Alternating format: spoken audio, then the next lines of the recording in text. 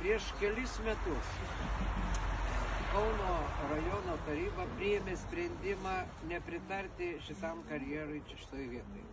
Bet kaip matome, tai nesustabdė šitų vertelkų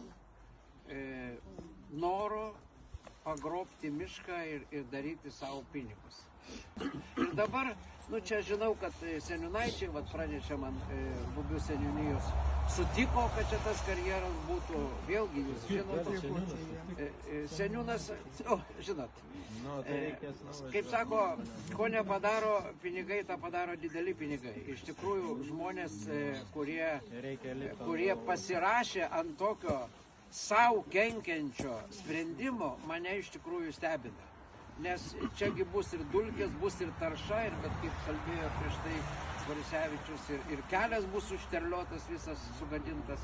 Ir vėlgi, jiegi dabar, kol jūs privers sutikti, jie dabar jums prižadės aukso kalnus. Sakė, kad prižadėjo po 400 000, čia juokinga. Tikrai niekas jums neduos tų pinigų. Čia svarbiausiai išplėšti iš jūsų sutikimą, kad jie galėtų nukirsti mišką, o paskiau pasikeis vadovas ir sakys, aš jums nieko nežadėjau. Beje, jau vadovas ir pasikeitė. Čia rajono savivaldybė.